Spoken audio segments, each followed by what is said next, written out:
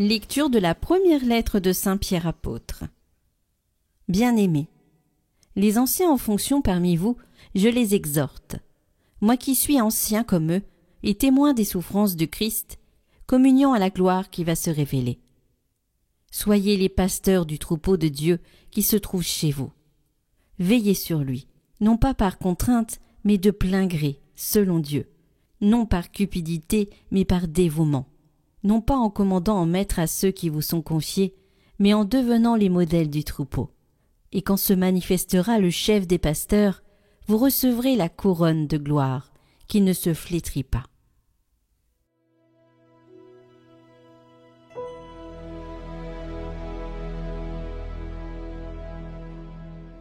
Le Seigneur est mon berger, rien ne saurait me manquer. Le Seigneur est mon berger, je ne manque de rien. Sur des prés d'herbes fraîches, il me fait reposer. Il me mène vers les eaux tranquilles et me fait revivre.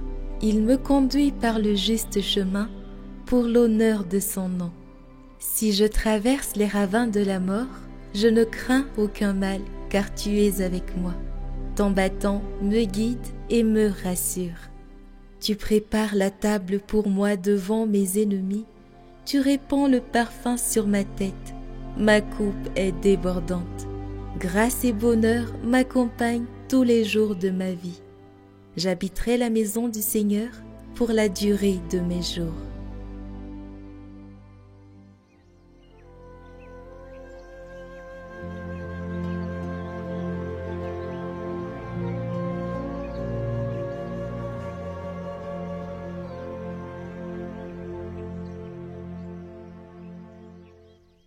Évangile de Jésus-Christ selon saint Matthieu.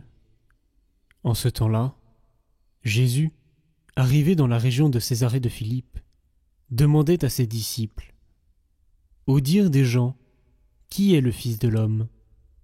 Ils répondirent : « Pour les uns, Jean le Baptiste, pour d'autres, Élie, pour d'autres encore, Jérémie ou l'un des prophètes. » Jésus leur demanda : « Et vous ? Que dites-vous ?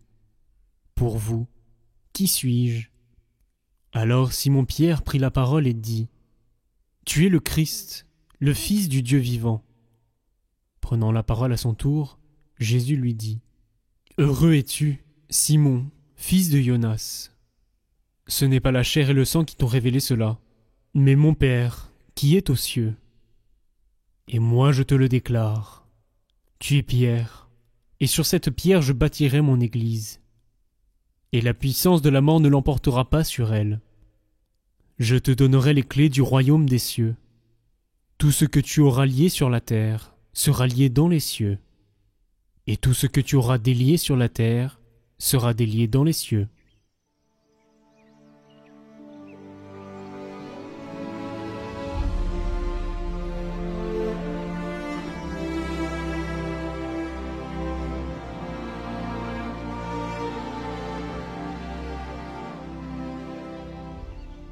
Commentaire de saint Ambroise. Ô Pierre, tu tiens le gouvernail de la foi au milieu des flots. Tu as reçu la charge du sacerdoce, assis à la poupe de l'Église, tu pilotes le navire au milieu des flots. Tiens le gouvernail de la foi, afin de ne point chavirer parmi les graves tempêtes de ce siècle. La mer est grande et vaste, mais ne crains pas, car c'est le Seigneur qui a établi la terre sur les mers et l'a fondée sur les fleuves. Il est donc normal qu'au milieu d'un monde si agité, l'Église du Seigneur, bâtie sur la pierre des apôtres, demeure stable et tienne bon sur sa base inébranlable, comme les assauts furieux de la mer. Elle est entourée par les flots, mais n'en est pas ébranlée. Et bien que les éléments de ce monde retentissent d'une immense clameur, elle offre cependant à ceux qui peinent la grande sécurité d'un havre de salut. Même lorsqu'elle est esquive, ballottée sur la mer, elle demeure l'Église, dont les eaux courent dans les fleuves. Ces grands fleuves dont il est dit, les fleuves ont élevé leur voix.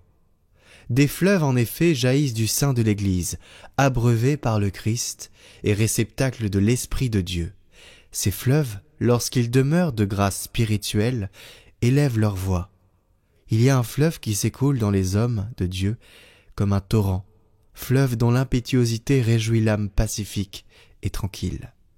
Celui qui reçoit de l'abondance de ce fleuve, comme Jean l'évangéliste, ou comme Pierre et Paul, celui-là élève sa voix, et de même que les apôtres ont répandu par leur prédication la parole évangélique jusqu'au bout du monde, celui-là aussi se met à prêcher l'évangile du Seigneur Jésus. Retrouvez la dernière vidéo du parcours pré-carême sur l'aumône en lien en haut à droite et en description.